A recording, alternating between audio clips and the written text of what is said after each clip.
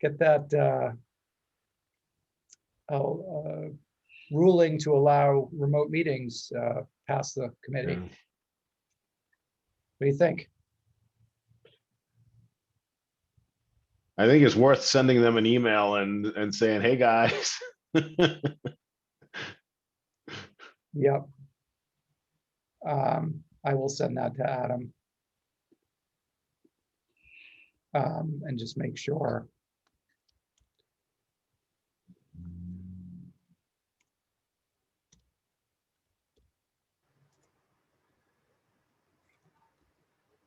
Hey, do we have everyone? Because I think Dan Yeah. is not joining us tonight. Yeah, I think we're Correct. good. I think we're good. There's 7 of us. Yeah. So why don't we call the meeting to order? This is the May 18th, 2021 meeting of the Information Technology Advisory Committee, and call to order. Welcome everybody back. And I hope everyone's doing well. I think our first order of business per the agenda is to review the minutes from our previous meeting, and because Ms. Dave's taken attendance, and Dave is going to share those. Great. Yep. Yeah, attendance is all set. And hopefully you can see the minutes. Yep. Let me know when you want me to scroll. Maybe just scroll down. It's good for me.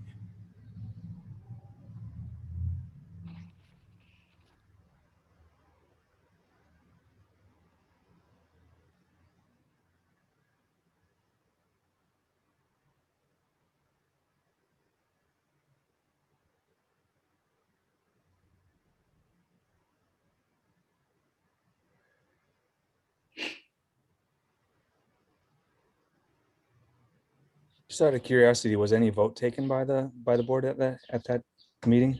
Nope. They found a way to not take action. That's a little disappointing. Yep.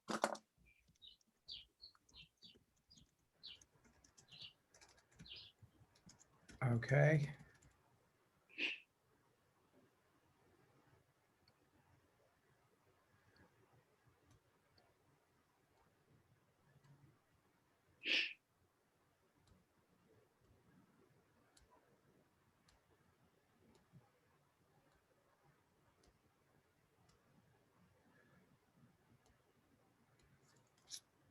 Okay. Yeah, it looked fine for me.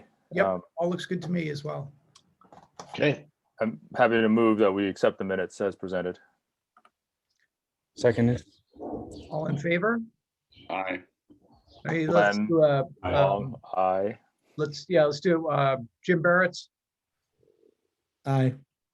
Jonathan Green, Aye. Glenn Wong, Aye. Jonathan Burge, Aye. Charlie Smart, Aye. Mr. Goldberg, Aye. and I'll vote aye as well. Okay, great. I suppose I'll abstain because I wasn't there. You didn't ask for Phil Lawrence. Oh, guess Phil. not. I'm Yeah. sorry, Phil Lawrence. You're not. How come you're not on my screen? Doesn't have his camera on. I see his maybe not name. better. I should be able to see him though. He's Yeah, like you he's lurking. should. Well, you admitted me. I did admit you. It's interesting. All right, now I can see that I switched to speaker view. Phil Lawrence, what is your take on this? I should abstain because I wasn't there, I suppose, right? No, I wasn't there and I voted to. Okay, then I vote aye. Reddit? Just a minute. Yeah. All right, great. Good to me. Sorry about that, Phil. No worries. And moving on to the next public comments and questions. I do not see anybody from the public. So I think we can safely pass over that. Let's see, follow up on the election, the April 6th election and impact. This is kind of a open discussion point. We can do this now, or we can do it nearer to the end of the meeting, depending on if people want to move through some of the more well-defined agenda items. I'm open to doing it either way.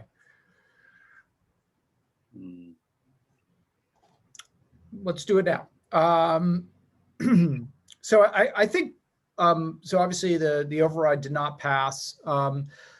I mean, my takeaway from ITAC's point of view is there's definitely a lot of emphasis and on structural change, and a lot of the people who voted no feel like there needs to be fundamental change in the way Belmont runs as a government, as an organization. And I mean, my take on it is, you know, there's a big role for technology to play in any of those changes, and maybe a role for this committee in helping to guide inquiries or conversations or investments in, I guess, broadly defined digital transformation on the part of the town.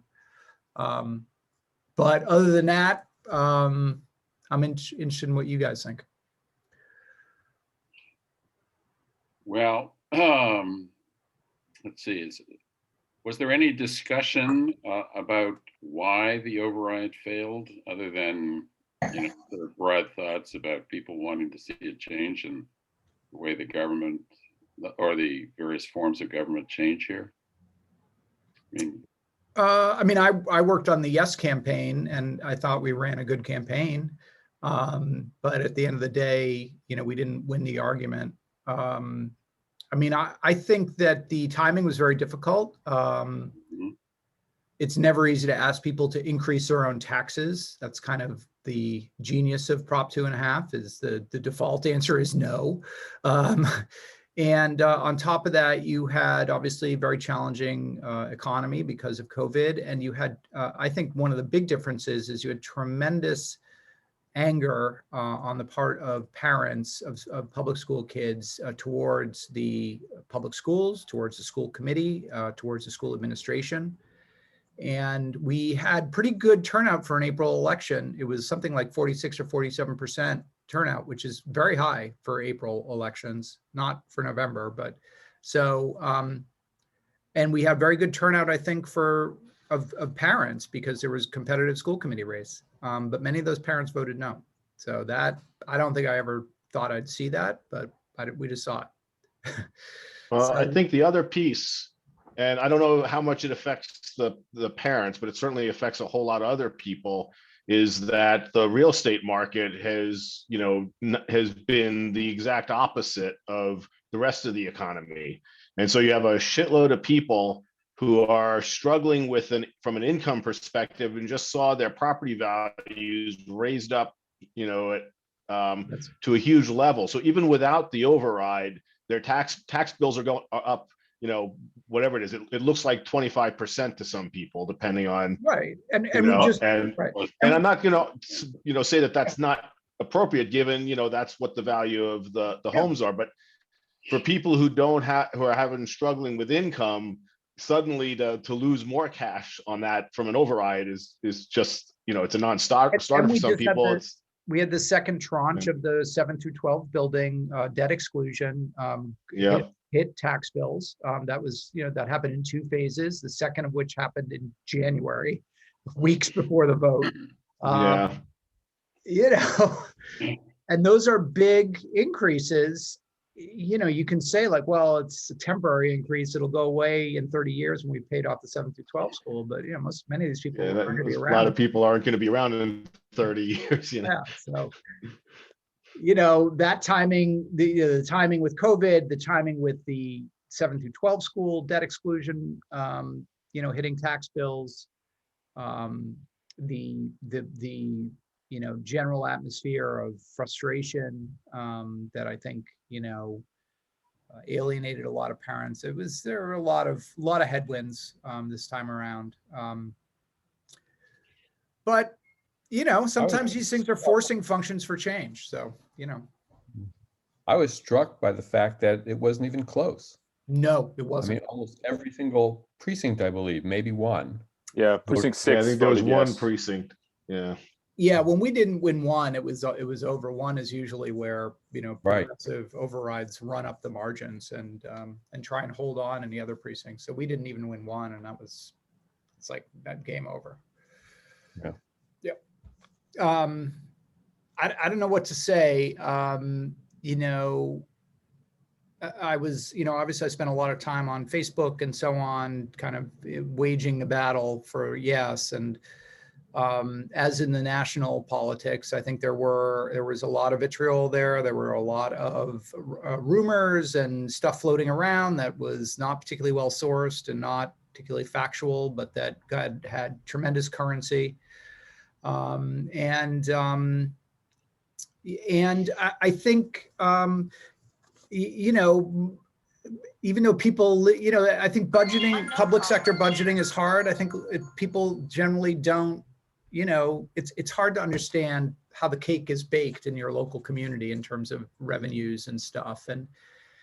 And just how constrained communities like Belmont are, and how heavy the lift is for them.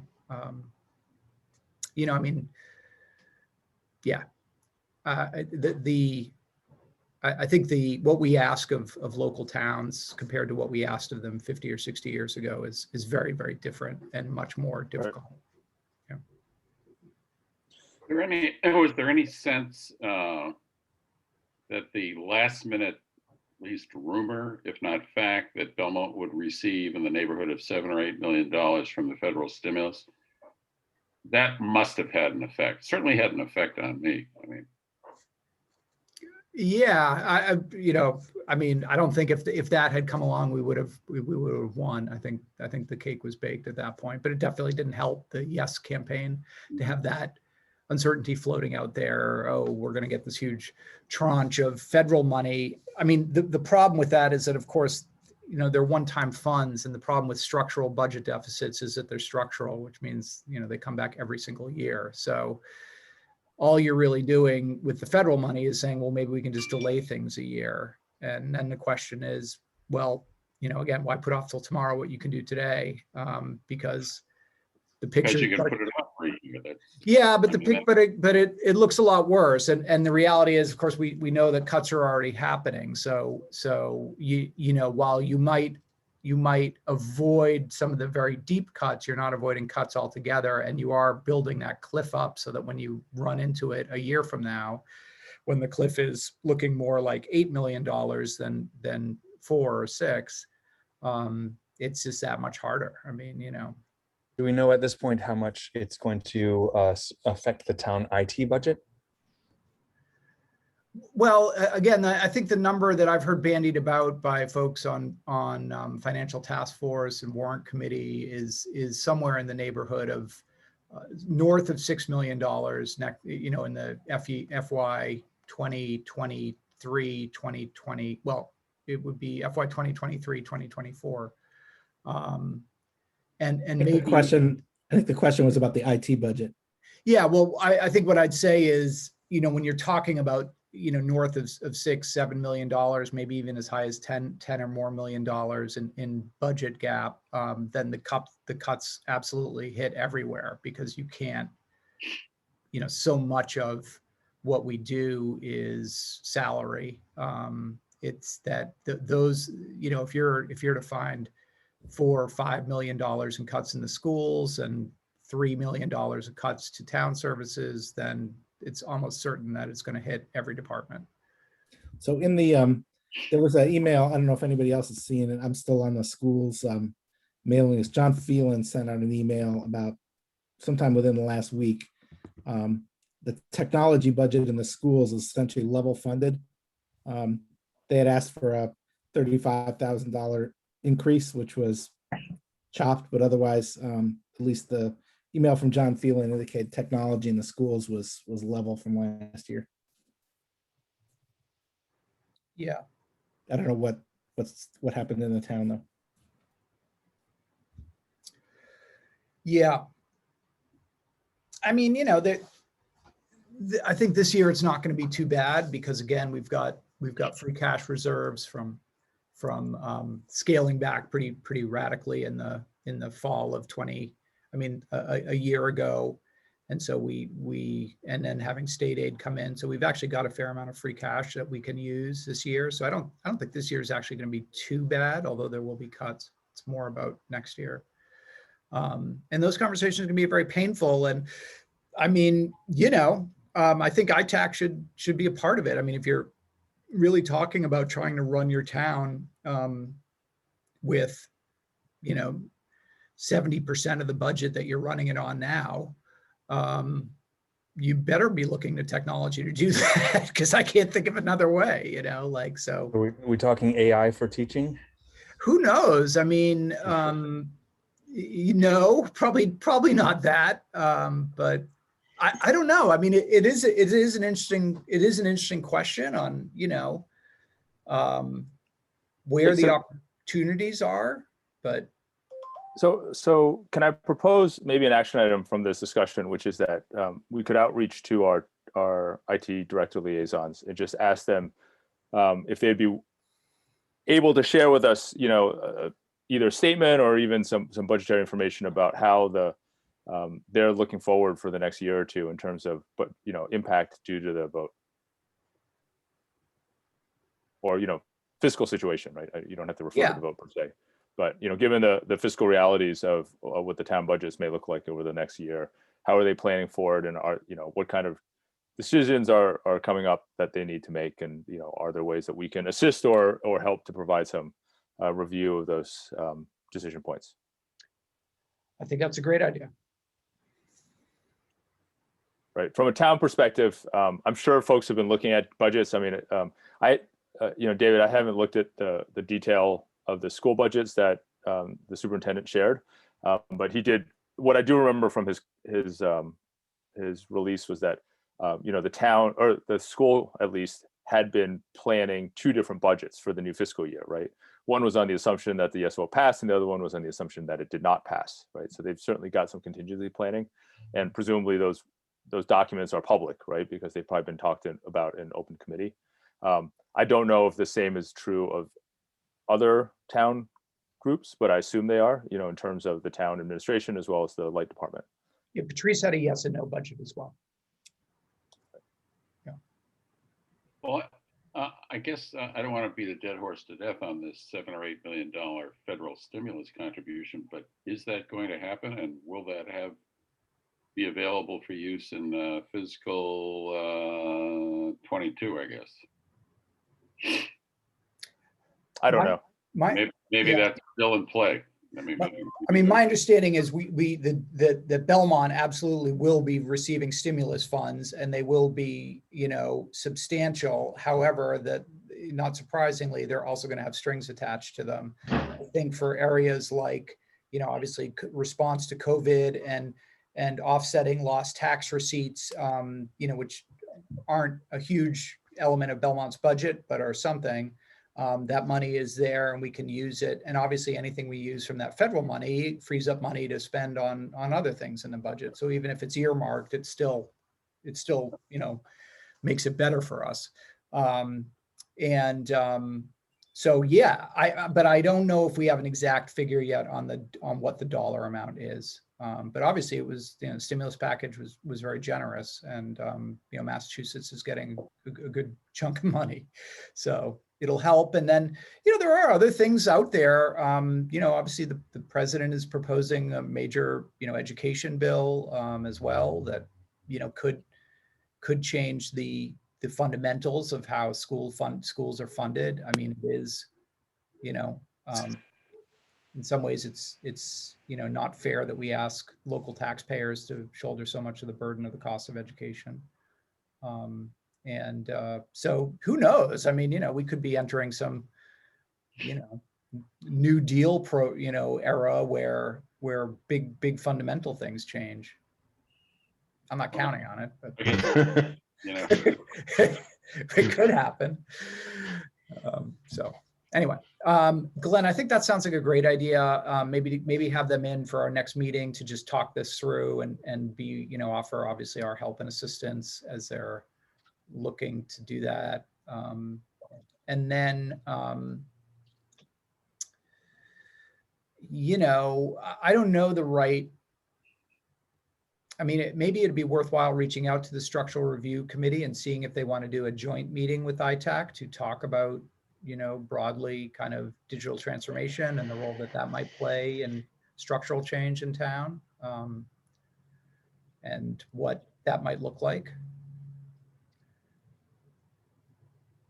Yeah, I mean, jumping ahead, because I know one of the things on our agenda was to talk about the structural review committee. I had not heard any more from them since our last meeting. Yeah. So it was, the feedback I got as a reminder was that, they were interested in talking to us, but when they were ready for that, because they were still soliciting a lot of input. And that was, I think, before the vote. The other thing that, I'll just comment on is that, digital transformation sounds great, and there's some cost savings at the end of the road, but oftentimes it requires investment up front, right? So it's hard to do when you're in a environment where you don't have discretionary dollars to spend up front, right? Even though there's for sure. long term. So I think I'd be very surprised if there was any kind of mindset of that. And realistically, I think what they'll be trying to do is like, how do you keep the lights on rather than how do you rewire the ship? Have we looked at Bitcoin mining?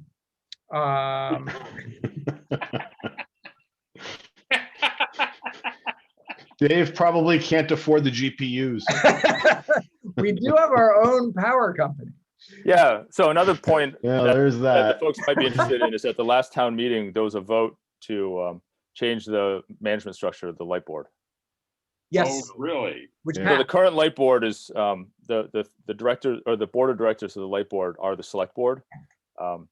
And there was a vote to change that, and it'll be 5 independent directors now. Yes. And that takes into effect, when was that, Paul? Do you remember? It's rolling. So over the next 3 years, it's a 5-person committee. So I think it's 2, 2, and 1 over the next 3 Yeah, years. but the point is that I think they'll elect them all in one go. They'll just have different terms to start. No? No. For a while, you'll have appointed members and elected members, and the appointed members Okay. will phase off. But it goes to a 5-member board on whatever day, right? Yes. Yeah. 'Cause it's a After, 3-member I board think it's now. a 3-year sunset on the appointed positions. Okay. So this is essentially going to be similar to the school committee. They're going to be elected. Their Yep. focus is going to be on the light board and nothing but the light board. That's right. Yes. Do And they have the level, are they going to have the level of autonomy that the school committee has vis-a-vis the Board of Selectmen, or, are they just basically going to be another department? no, they are. If they're elected, they're going to have that autonomy. Yeah, Right. that was kind of the point.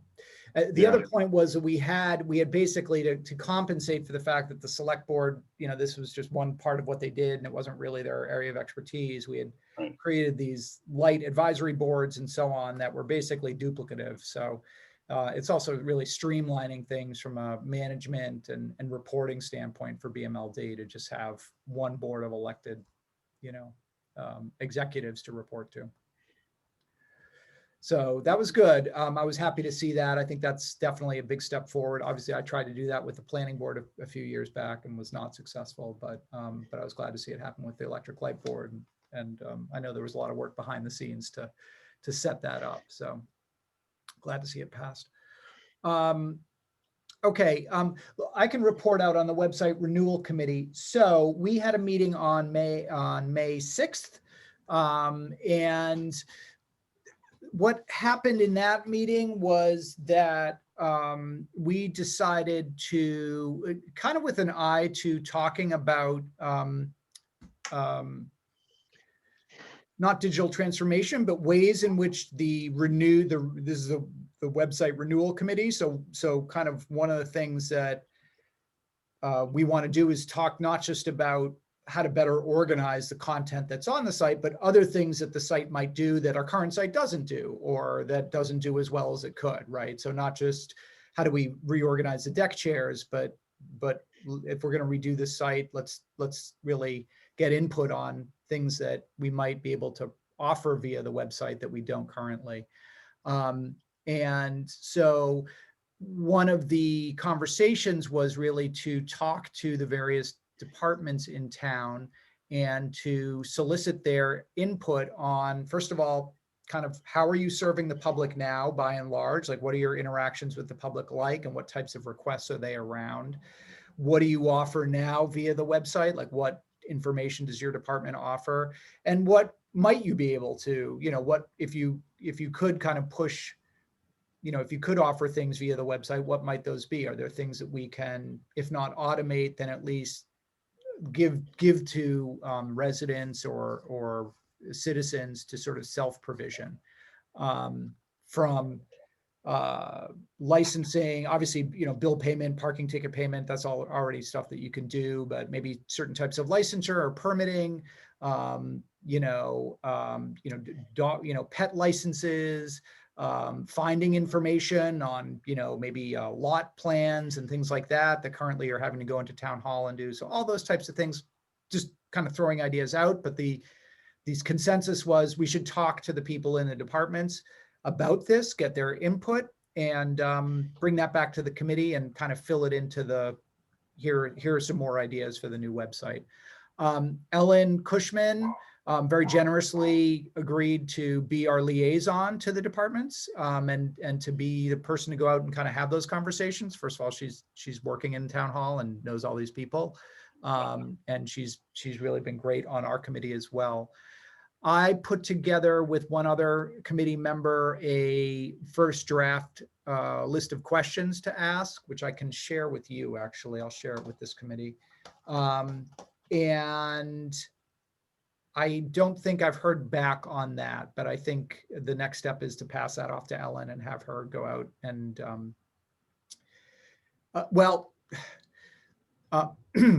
this committee is very much of a stickler on the open meeting law, as they should be. So I think actually the next step is for us all to reconvene and collectively look at the survey that I put together, provide input on it, edit it, and then Ellen will deliver it on. So I think actually we're waiting on the next meeting to have that conversation.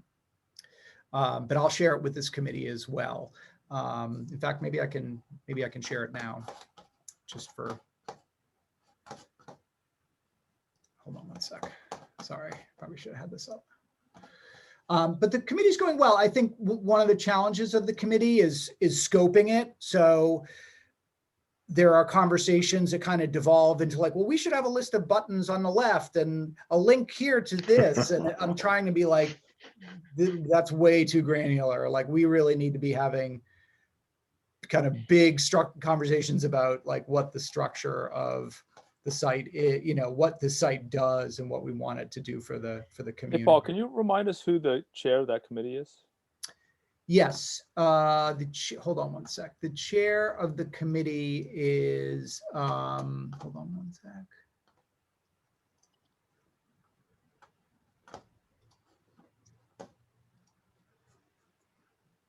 Michael Lanza. And I am on it. Floyd Carmen is on it. Ellen is on it. Patrice Garvin is on it. Let's see. Mirella Boutine, who worked with me on the survey. Margaret Decker, who works in technology in the town. Ian Rosenblum. So it's a good group. It's a good group. So it seems to me that if this gets to be very transactional and we add more transactional features to this website, then it points the way to reduce headcount in town administration. Is that a goal? I can see that being very popular. I'm not But in saying terms of, if we have an override fail. Can everybody see that? Yes. Yeah. There. Oh, well, If you raise I'll the boost it. yeah, zoom a little. There you go. That gets better, I'll even do 200. How about 200? even better. So I just broke it into some sections about your department, core mission of your department. Can you explain the most common ways that residents, public interact with your department? Then interactions with the public and town. What are the most common requests your staff fields? What steps are required to complete those tasks? What are the most common internal requests from within town government for you? What steps are required to complete that? And then just kind of what presence you have on a website now? Where can the public find information on your department? How do you update information? There's definitely a big question around democratizing access to the ability to update the town's website. I think right now it's very bottlenecked. So I'm interested in understanding how each department kind of gets their content to the town. My guess is that there's probably going to be a lot of similarities. And then kind of getting them to think, are there things that the, requests fielded by your department that the public can make directly from the website now, self-service features and things like that. Features that could be added. Would you prefer to have your staff be able to update the department's content on the website, or would you prefer to have somebody else do it? That's sort of, do you even want this responsibility on your department or not? And I think that might be it. I think that's it. Any thoughts? Well, in terms of updating the website at this point in time, is that a task that each department is responsible for and only that department is responsible for, or do they pass on their requests to? I think most of them are passed on. I think that there are a few individuals within the town. Well, first of all, this is town only. This is not schools. Obviously, Steve and his team manage the school's website, and that's a whole different process. So we're just talking about Belmont-ma.gov or whatever.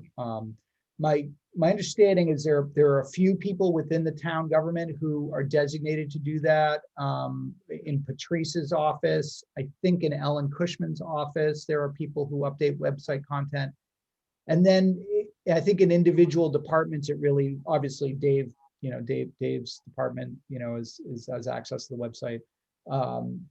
And then I think other departments, it really varies depending on the department, whether they do it themselves or whether they pass it up to Patrice's department or something like that. But I'm not totally clear, and that's one of the things I want to try and uncover.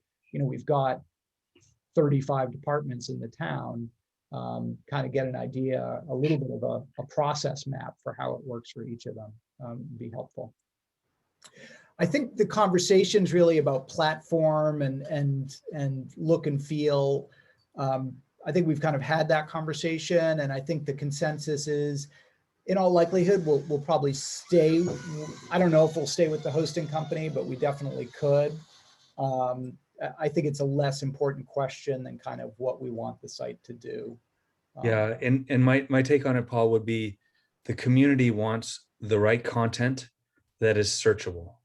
Yes. So to do that, understanding the workflow of getting each one of the departments to have relevant and up-to-date content, and then getting the website to be searchable are my primary concerns overall. So yes, to my way of thinking, that there's, as much as anybody can direct that, I think this is a good step. What you're showing here is a good step at like, okay, well, what do we individually want the workflow to be? I think at some point it has to be, probably a little bit top down of like, here's how we want the departments to interact with the website to ensure timeliness of content and accuracy of content. I agree. And then secondarily, I mean, to just really forcefully go into how the heck does search work on it, that would be my take on the whole. Yeah, the search feature is clearly Busted. deficient. It's terrible. And I'm not sure if that's Civics Plus or if that's our instantiation of their platform or what, but we definitely recognize that we absolutely have to fix that and make a site that's very easy to navigate. Obviously one that is, I think one of the obviously conclusions is, the current site and many of these Civics Plus sites are bureaucratically structured. So the structure of the site reflects the bureaucracy of the town, but that's not how residents approach, their information gathering task of like, well, what, department does this function belong to? It's like, they're just looking for a particular type of information. So we need to think in terms of the user instead of the bureaucracy. But yes, we definitely recognize that search needs to be fixed and that it needs to be a user and purpose focused site, not a bureaucracy focused site. There's also an issue of currency of data. Is it being kept up to date? There's a committee who shall go nameless, but whose proceedings I was interested in, and they were about a year behind on their minutes, despite having met monthly. Yes. Yeah. So Yep. I wrote a couple emails to the town clerk's office saying, you have these minutes, where are these minutes? And they did appear, so I imagine they pestered the committee for their That minutes. just feels really unfair. If I miss does. 2 months, I get pinged. It does. It does. And it's good to know that CPPC is not the derelict on that one. So thanks for that. And I agree with you. I think that's to my point as well. But one more thing is that the town wants to be able to generate content itself. You know, where was there a coyote sighting? Where's there traffic, you know, congestion or issues? Where is there a pothole? Where, you know, these kinds of things. So easing the use of the website for those kinds of things, I think is also very important. As in, not only what do the departments want to kind of broadcast out to the community, but what does the community want to present to the town, or just generally, right? Right.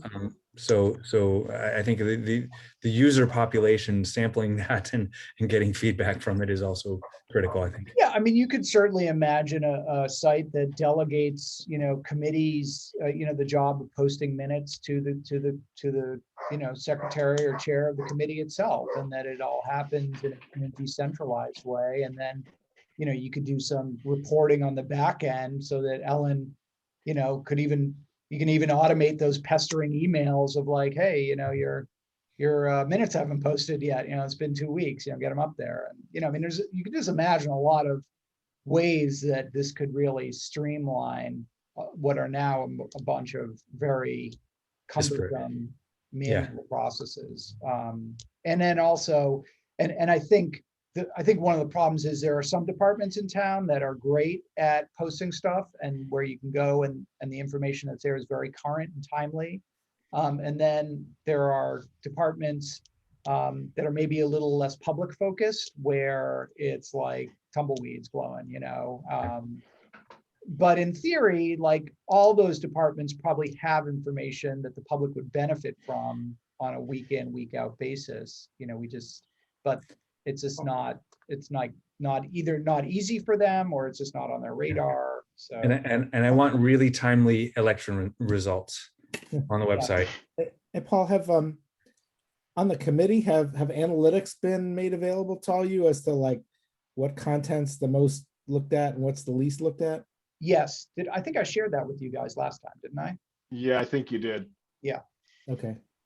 Yes, so we did grab the data from Civics Plus and from Google Analytics on, you know, most visited pages, you know, most common queries, those types of things. Yes, and you know, the of course, you're, with the exception maybe of search, you're just measuring what's there instead of what could be there. But you know, obviously some of the big topics were, you know, COVID related information, recycling and trash related information, bulk disposal, which I just was searching on the other day because I had a mattress to get rid of.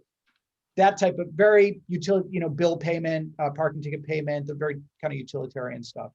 I mean, to your point earlier about understanding usage patterns rather than departmental organizations, like in developing a non-department oriented information architecture for the site, you should be able to take the things that people do frequently and make them front and center. You can look right now and say, okay, we need something big on the front that is just a link to recycling and trash information. Like that is 40% of what people are after on our site.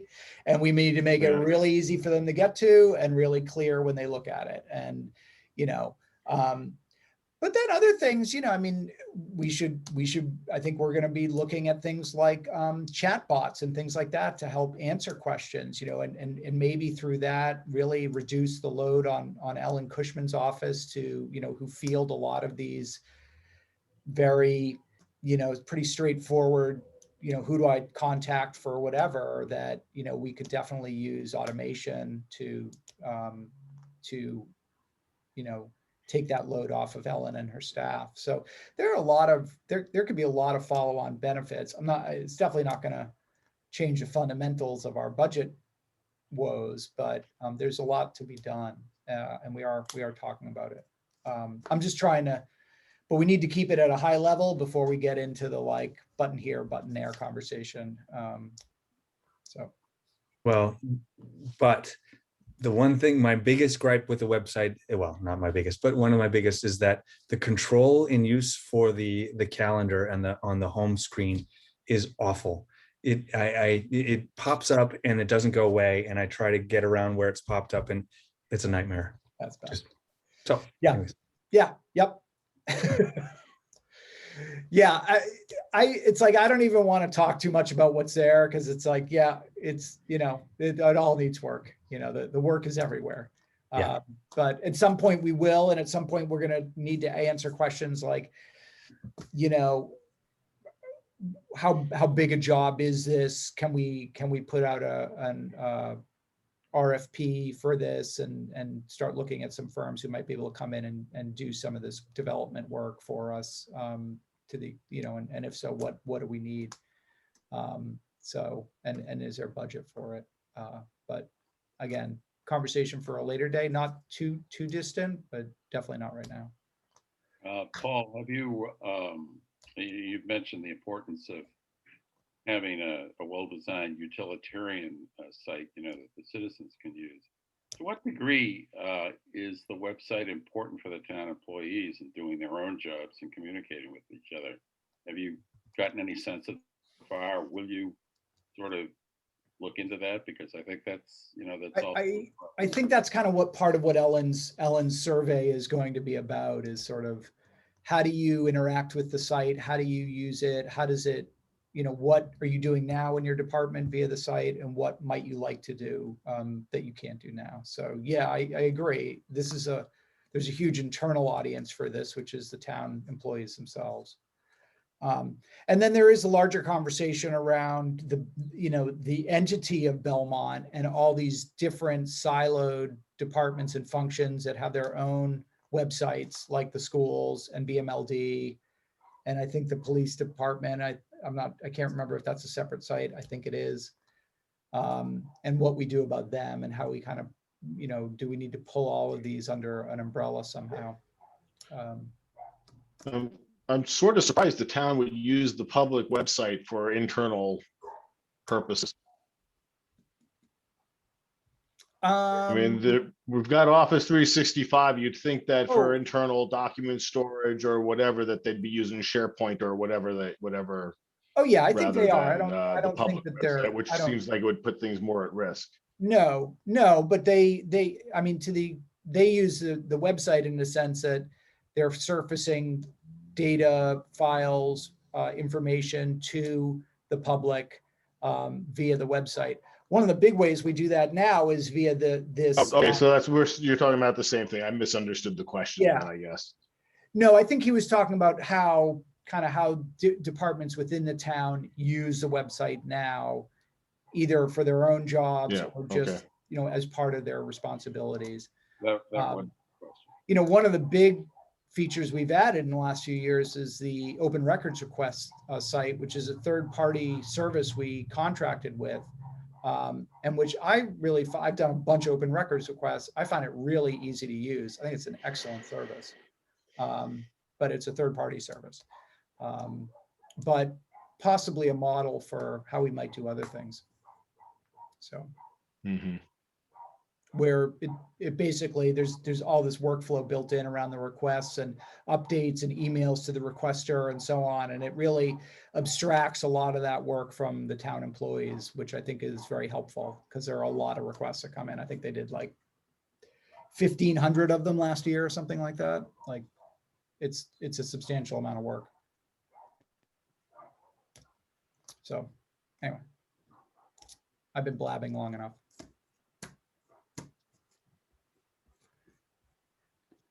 Any other questions on the website renewal? And I will, I'll share that survey out with you guys as well.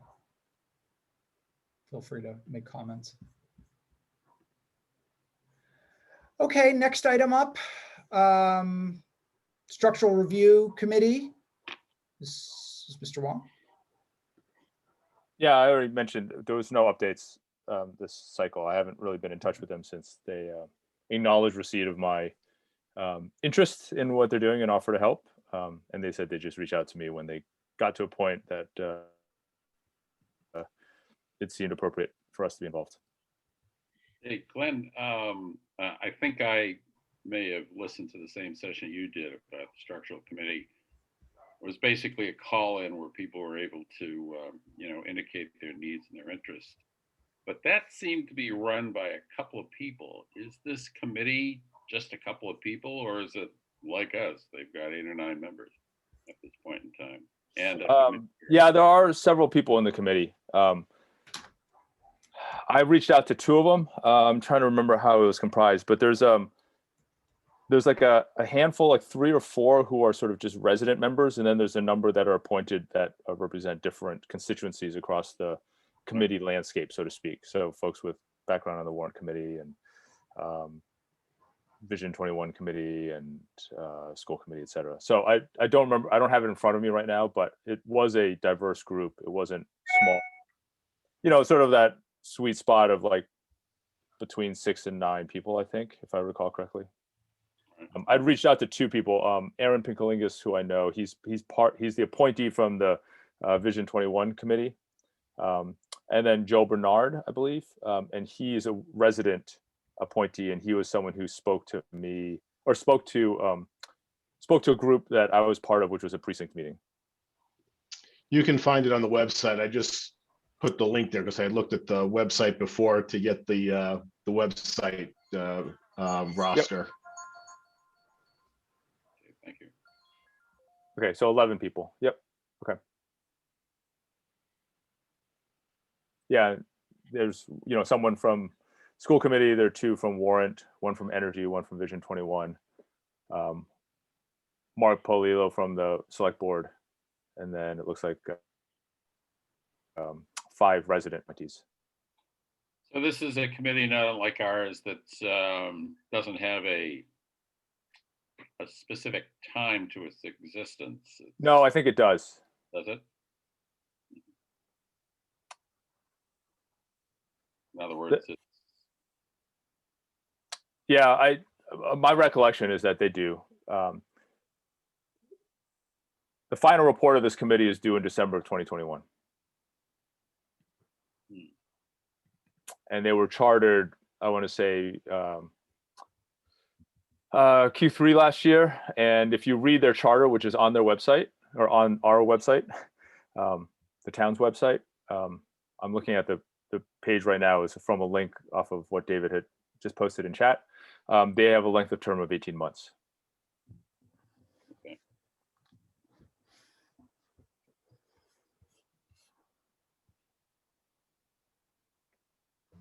Okay, sorry. Yeah, to round it out, Paul, my guess is if we were to get involved, ultimately they're just making recommendations. So, I think the first part of their charter, so end of last year, was really an assessment. And so they did a report out that was due, I think, in January, that basically said, what is the state of the financial task force recommendations and how are they doing today? Final report is obviously due in December. And from what I could tell from their recent outreach, it was all around just they needed to collect ideas to investigate, right? And then that will form part of the basis of their evaluation and recommendations. But ultimately, it's a recommending body, right? They have no they have no authority to make change. Do you want me to reach out and copy you and kind of just as a chairman and just say, hey, we should be talking? That's fine. All right, I'll do that. Okay. Next up was Peter Struzziero's request that I fielded on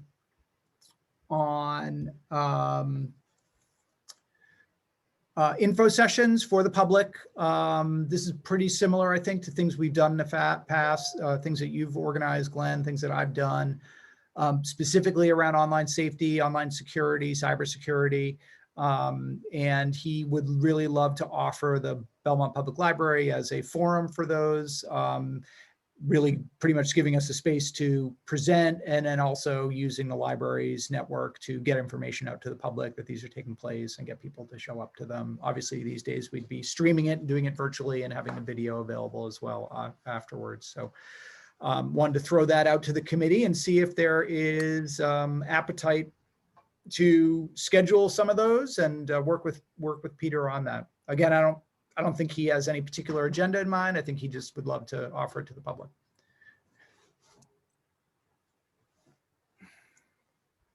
And if so, what we might want to talk about with them. I'm looking at you, Glenn. Well, since I've done this for a few years now, I'm happy to continue, but I was wondering if there's sort of more general interest from the rest of the committee. I can certainly help to drive it and lead it. Just curious if there's others who would be.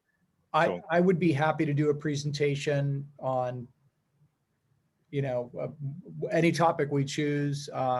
So I mean, we could do it as a round robin. We could kind of most of us on this committee are qualified and ready to get up there and do something. So we can just do a round robin so that it doesn't all fall to one or two members to do all the presentations, and maybe just give Peter a schedule and say, here are, 4 or 5 talks that we'd be interested in doing, and let's slot him into the calendar over the next year. Right? Sounds interesting. Yeah. All right. Well, I'm happy to help organize it or drive it. So if you want to just forward his email to me, I could follow up on that, and then Sure. just let him know that I'll serve as point on this committee to help get it organized. Done. I will do that. Thank you. Okay. Yeah, I sure. appreciate it. I'm sort of wondering if this wouldn't be a natural thing to do, but to postpone until we can have an in-person event as opposed to yet again another. I think if we start planning it now, by the time we're done, we'll probably be at the point where we can do in person. I mean, we're really getting there. Yeah. I'd love to just find out if they've been doing any programs like this, Charlie, because as you know, we always struggled with trying to get attendance and the word out. And I'm curious if they've actually had better success in a way by doing virtual events where, attendance is a lot easier, so to speak. That's a good point. It's hard to remember exactly what the demographic makeup of our audiences were, but they did include older people, and it may turn out to be easier for that group to. I mean, one thing that I thought about, and I'd be interested in your thoughts, Glenn, is, I've done the same talks that you have where it's more of a lecture format, and, it's interesting. There are definitely people who are interested in these topics. I wondered also if we might offer some more kind of small group hands-on conversations around like discrete learnings, like using a password manager or using 2-factor authentication, or some of these kind of core security capabilities that a lot of people haven't picked up on, but that are really important. But, you wouldn't want to have 30 people in an audience all trying to learn to use, Dashlane at the same time, but maybe you could do, a reservation and do a class with 5 or 6 of them, or something like that.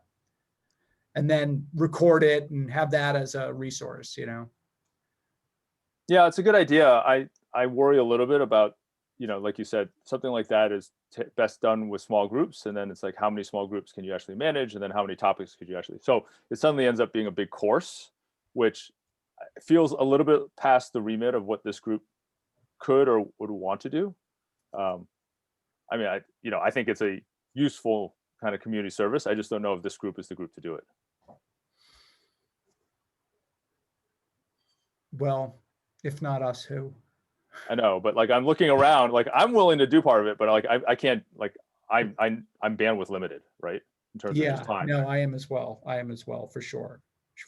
But I was thinking more like not a either or, but a kind of both and, like do a mixture of maybe some straight lecture discussions and some that maybe some. Well, you're right. Having different formats and such is fine, and like you know, to the extent that, you know, again, Charlie and Dan have been great in supporting, you know, and working with me on similar initiatives in the past. You know, they do take a lot of work, and then sometimes the yield looks small in comparison to the effort that went in, and that's always, you know, one of the things we struggle with. So if there are different ways that we want to approach that kind of thing, I'm certainly open to ideas, right? Well, And it's something that we want to spend a lot of, you know, of our time on, you know, our collective time on, then certainly would be happy to work with folks on that. But Because we are bandwidth limited, I guess I would think that what would fall best within our purview is developing content that then could be reused by others. But I think that relying on members of this committee to be, I don't want to say on demand, but on call, you know, for repeated classes and whatever, I think just goes beyond what's expected of us. yeah, And- that's sort of where I was going with my comments, right? And also, you know, ultimately, you know, my understanding of our charter is to serve the select board, right, or to advise the select board and the, you know, associated departments that have evolved since our original charter. You know, going out to community is certainly, I think, a worthwhile endeavor, but does go a little bit beyond, you know, if we can facilitate others to do that, I think that certainly makes a lot of sense. Right? Well, remember, it's the select board and the nominating committee. So we're committee nominated by 3 other committees, which is school. Right. committee, So, board right, of the trustees, school, but like, select board. right. So- but like town meeting is not part of our No, remit. but library board of trustees nominates one of our members, which is me. So we are responsible to them. We do report to them. I attend library board of trustees meetings every quarter and give an update on what we're up to. Yeah, but then it doesn't mean that you have to go and run programs for the library. Absolutely not. No, I mean, I think, you know, again, you know, reusable content or tapping the expertise in this panel on this committee is a good idea. We don't have to do anything. We can say, no, it's not our remit. I'm just throwing it out there. I'm just saying the request came in and I'm presenting it to the committee. So if it's something maybe we should take a vote on whether it's something we want to do or not. I have a sort of a compromise suggestion. Yeah, I think Jonathan's point is well taken. I mean, let's face it, we're not being paid at all. And we're certainly not being paid to become instructors per se on an on-call basis. However, okay, Peter Struzziero presumably is the director of the library. I should know, but I don't. Okay. You might want to go back and propose to him that we could consult on this. In other words, do they have somebody on the staff? Maybe you know who that person is, Paul, who's responsible for not only IT matters, but also educating the citizens that use the library about, you know, IT issues. And we could help that person be the on-call resource or the primary director of meetings and presentations at it. Does that sound reasonable to you? I think that, and I think Glenn, you probably work with that. I think they do have a person whose remit is kind of these types of community programs, right? Right. Is that Mary Glenn? I think though she did some of it. I think her role changed a little bit. I think there was someone else we were working with the last time we talked to the library. It's been over a year, but if you remember, we had 1 or 2 things that we had lined up right before COVID hit that we were starting to plan for. One was with the Belmont Center, and I thought the other one was going to be with the library. We had scheduled something with the Belmont Center. I think we're still trying to work on scheduling the library thing when COVID hit. Okay. But anyways, why don't I reach out? I'll sort of check in with what Peter had in mind, maybe discuss some of the options, and I'll bring it back to this committee the next meeting. Sounds good. I will loop you in with Peter. Okay. Status update on 5G. This is a quick one. Heard from Patrice last month. She said that there hadn't been any progress, any new developments in 5G, though a new request could come across her desk at any moment, and she would let us know if it did. I think the last thing that she had heard was that the proposed antenna on Channing Road was going to be at a different location. So they were looking at a different location. But in short, not a whole lot of movement on that front, but it is something potentially that could become a pressing issue in short order if we get a request served to us to do a bigger antenna deployment than we've had so far. But other than that, that's the last I heard from her on that. I haven't heard any updates, so assuming there's nothing new to report there. And that brings us to other business, airing of grievances, feats of strength. Yeah, I actually do have something to bring up, Paul. Sure. I'm actually going to go share screen. So one of the things that I guess Paul and I both missed in full disclosure is that there had been some notices a few months ago just asking for committee heads to submit annual reports. So I missed it. Paul, I assume you saw that and also missed it. And those reports are part of what gets approved by fiat at the May annual meeting or town meeting, right? So that was a few weeks ago. Paul and I were both there. I think I noticed the message on the day of town meeting and wrote to Matt Haskell, who works in the select board's office. His comment back to us was that if we get an annual report to him, he's happy to just attach it to the website or whatnot, right? So that said, I looked at our annual report from last year and basically cut out all the stuff that wasn't quite pertinent and then started drafting something that fit what we did in 2020. Let me share my screen real quick, if I may, and then I'll just show you. It's incomplete. It's a draft that I literally started about an hour ago. But I wanted the committee to be aware of it, and then my proposal is that we have a small group of us finish a draft that we would review and approve next meeting. If it's any consolation, you're not the only chair and vice chair to miss the deadline on this. Well, there's a long history of that on this committee. Yeah. Sure. So you can see my screen now, right? I need to drop everybody. I hope that's okay. I just have another meeting that believe it or not, another meeting that I should attend. Of course. Yep. Thanks, Thanks, everybody. Phil. Thanks, Phil. Take Ciao. care, Phil. Well, Right. So basically, the purpose and duties is just carbon copy from last year's meeting or last year's report. Basically, the whole first page is just the same as what we submitted for 2019. And I can certainly share this document out. It's just a Google Doc. And then this is basically as far as I got.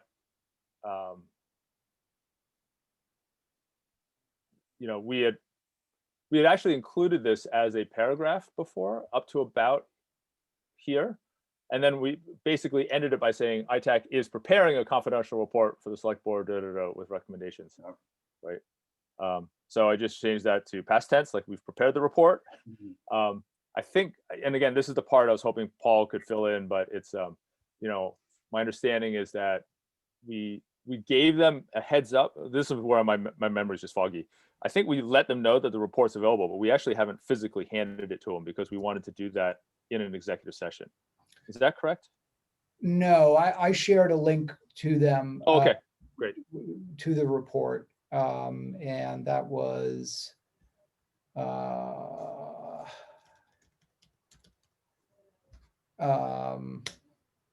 on one sec.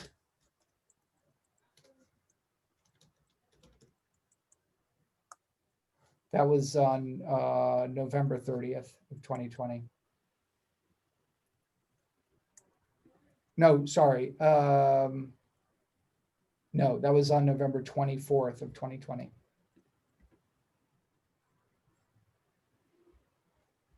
Great.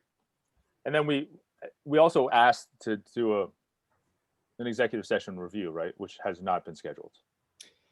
It has not, and I have reminded them, including when we did the remote meetings discussion recently.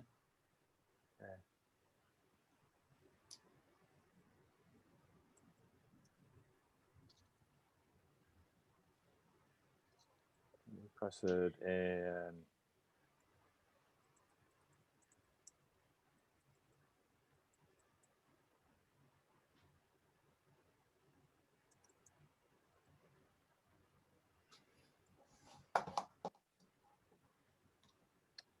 then this is just a placeholder, right? I started this by saying, hey, as in years past, we've led by example on remote meeting access. And then I had a short intro paragraph that says, by the way, in March, big change of circumstances. And then the outline was going to be something around how we actually met with the select board. I forget if it was March 14th or 15th. And, presented our recommendations around remote access. Given the state of emergency, their option, was that no decision was needed at that point. Maybe a description of what we've modified about our own remote meetings. The fact that late summer or in the fall last year, we did a survey of other major groups. We wrote up a report, and then, even though now this goes beyond into 2021, we'll just say, look, and by the way, this was presented to the board on whatever that date was. And then I honestly couldn't remember what other things to highlight. Last year we had something around our goals for 2020, so I just kept a little placeholder if we wanted to include goals. But if there's other content that folks think we need to highlight or talk about, it'd be helpful to get your input. I think probably just mention, that we're liaisoning with the website renewal committee, and that grew out of the website renewal committee itself grew out of our 21st century government report. That was one of the recommendations, and that is now underway. It was delayed a little bit because of COVID, but is now underway, and that we are providing, we're part of that and working with that group. Great. And then, I think otherwise just, continue to work with the town's IT leads on, matters relating to, the schools, et cetera, et cetera. Okay. Yeah. And then, whatever bullet points we decide to put in for 2021, what we're going to be working on. Right. Okay. Okay. Thank you, Glenn. You took the wheel on that one. I really appreciate it. Yeah, well, I'm just starting it. I was wondering if anyone else would like to collaborate on the content, because I think we're allowed to have a small group work on this and then bring it back to committee for discussion and for approval. Sure. I can go in and update some of the content on the website renewal committee and okay. Anything else. Jim, you want to? I'm trying to remember back from previous years. I think in previous years we had left it at the discretion of the chair and vice chair to actually finish and publish the report. I mean, the reason I say that, Glenn, is that since we're already behind on it, it also eliminates the administrative step of checking back in with the committee. I'm not sure we've actually reviewed it with the committee previously. Maybe others who were chairperson might also remember. Phil would probably remember. I think you're right, Jim. I think we've kind of done it both ways. I think there have been times when on time and reviewed it as a committee and voted on it and submitted. I think you're correct that a number of times we took a vote to let the chair okay. Is everyone else getting Dave very pixelated? Yes. Yes. Yeah, sorry, your audio was not coming through, but I think the gist of what you were saying is that it's been a mixed bag. We've had some times where we've had approvals, and there's other times where the chair and vice chair just went ahead and took care of it. I think what Dave also said is that we took a vote as a committee to enabling the chair and vice chair to do the work. So, and then does somebody want to move that we take said vote right now? If that would facilitate things for you guys. Things, yes. Yeah. Okay. So I make a motion that the ITAC gives discretion to the chair and vice chair to draft and submit our annual report for 2020 to the town. Second. And then all in favor, starting with Mr. Barrett, I have to vote aye for my own motion, I guess. Mr. Smart, Aye. Mr. Green, Aye. Mr. Goldberg, I'll say aye. I'm going to ask Jim to repeat the proposal. 'Cause it turns out my headset died, and that's why you're probably having trouble with me. I just switched to speakers and mic. a little rough there, but we got you in at the end. Mr. Burge, I'm sorry, Dave, did you want me to repeat the proposal? Please. Okay, yeah, I thought that was what you said. So my motion is to give the chair and the vice chair discretion to write the ITAC annual report for 2020 and to submit it to the town for the record.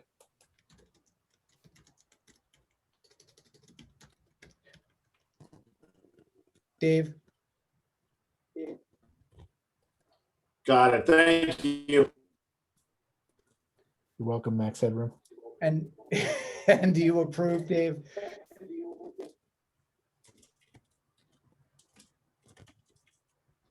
Is that going to sign? Jonathan. Jonathan Burge, sorry. Aye. And Mr. Wong. I'm gonna abstain. Mr. Roberts, Mr. Roberts votes aye, so I think that is adopted. Great. Is there anything else? I was going to ask, I mean, to follow up with something that came up in the pre-conversation. Do we want to have a conversation about now that the state is reverting to normal and our recommendations to the Board of Selectmen, just to kind of nudge them on our recommendations from the report? I'm drafting an email as we speak, and I will copy the committee on it. And I will just gently reminding them that they have not yet voted to grant town committees the ability to have virtual deliberations, and that this is required under the existing OML, and we strongly encourage it. If I could just say, I mean, if there are people who have not been vaccinated and they are members of committees and they may be uncomfortable meeting in person.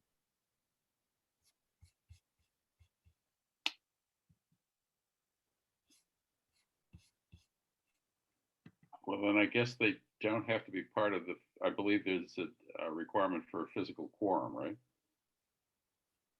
Under the current open meeting laws. There is. Yeah, so I mean, they just don't be part of the physical quorum, and they communicate via remotely. Yep. I don't think that's, personally, I don't think that, first of all, in this town, I don't think that's going to be a big problem. But even if it is, they just, absent themselves from the physical quorum, but they can still participate.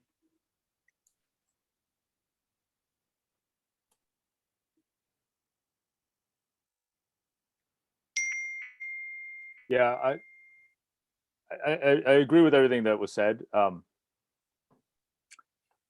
I hesitated. Well, I should say this. I also considered suggesting that we draft this letter, and frankly, I support it. Before this meeting, I was hesitant to suggest it, partly because I'm a little bit cynical about whether or not it will do any good. I also suspect that there may be a sentiment that says, look, the state will probably have to come up with some sort of plan for all those towns and organizations subject to open meeting law that have been used to remote meeting, and that the state will probably have to order or issue, the governor will probably have to issue some sort of guidance on what to do when the executive order ends. And so until that guidance comes out, any other action by our local town may be moot.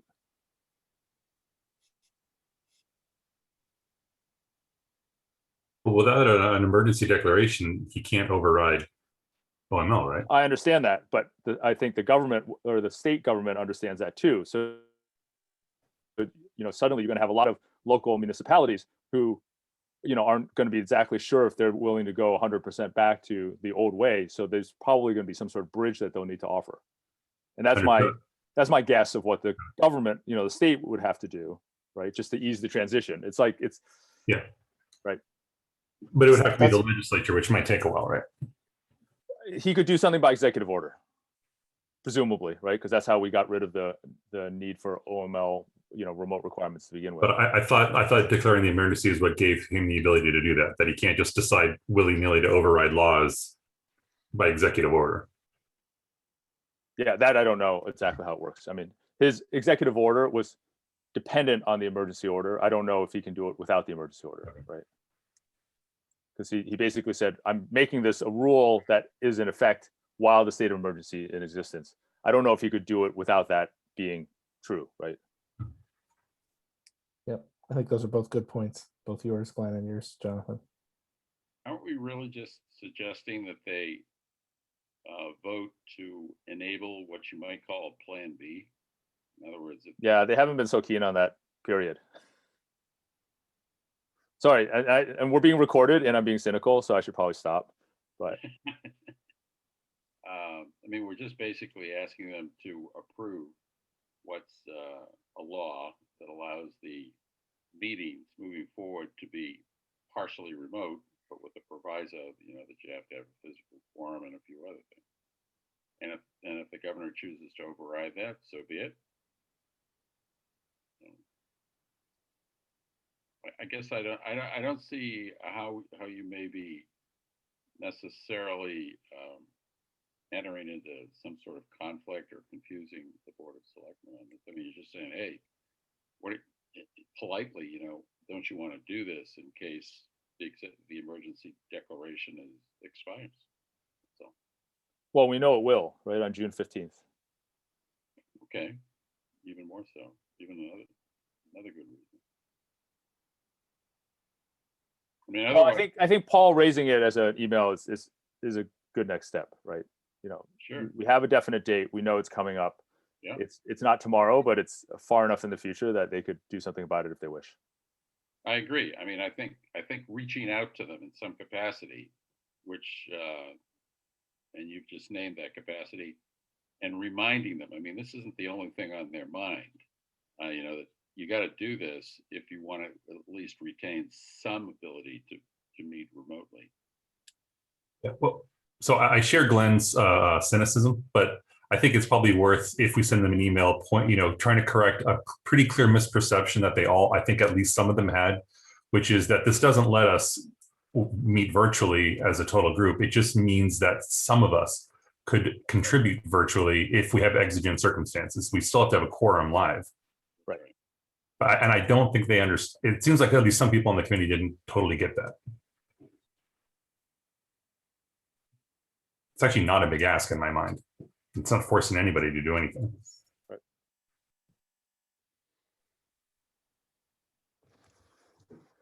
So I guess we're all essentially agreeing that sending them an email, Paul, would make sense.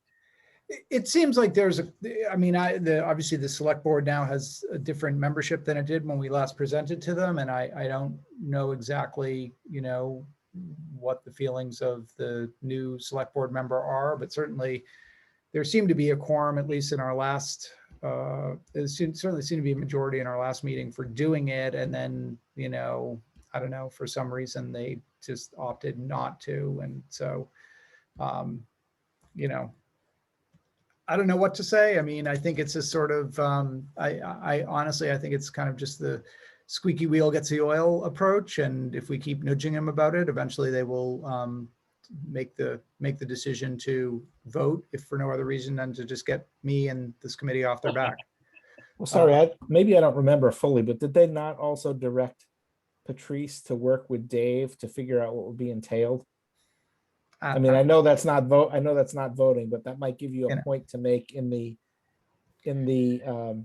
email, is to ask to understand where that sits. There was discussion about all the you know, the technology that would be required. I just, I struggle to.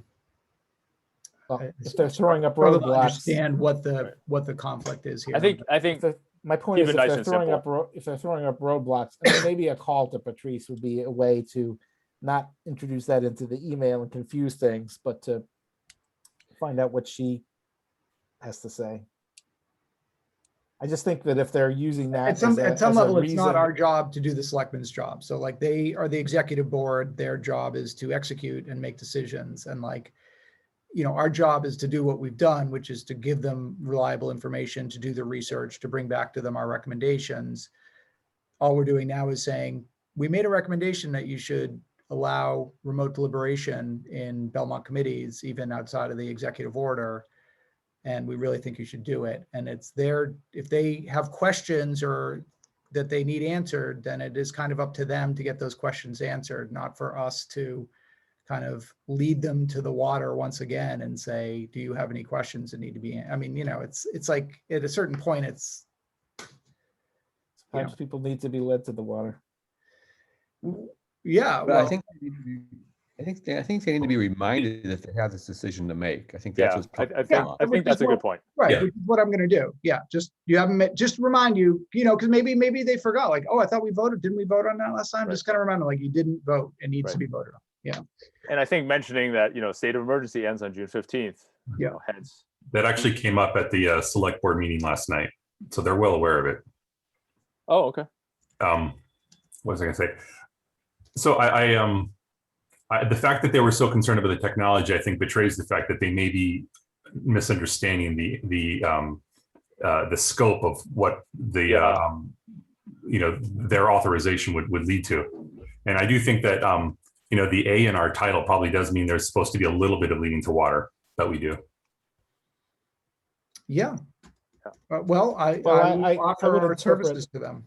Jonathan, I would interpret the directive they gave to Patrice and Dave as a way of deferring the decision and not making the decision and saying, okay, we got to think about the technology. So Yeah, well, that's quite possible. I mean, my interpretation of it was that maybe it was because they thought it was going to mandate that every committee supports virtual attendance, not every committee could allow virtual attendance if they so chose. But I may be wrong. It may have just been a stall tactic, right? yours is a more optimistic interpretation. No, now I'm being cynical. It's not a normal position for me. I think I'll take a middle of the road, and I think part of it was well intentioned, which was, you know, if they make the decision, how do we enable it, right? And there's, you know, what are the requirements of a decision like that?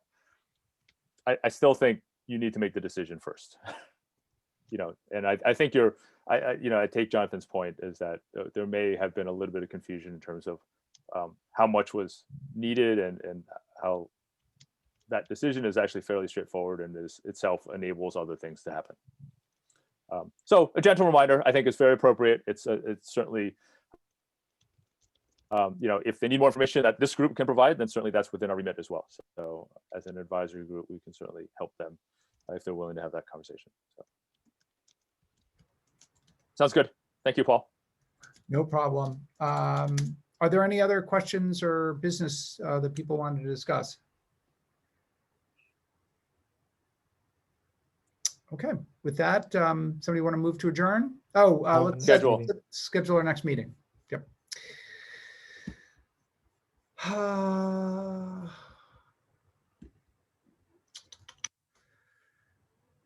Do we want to do the week of the 14th or the 21st of June? 21st? I think both look pretty open to me. I'm sorry, what were the options you just suggested? I said week of the 14th or weekend of the 21st. I know I've got my wedding anniversary the weekend of the 21st. And it's a big one. So maybe the 14th would be better, or the 28th. Spending a lot of time celebrating. Yeah. Don't come knocking, man. How about June 29th? Sounds good. Jim.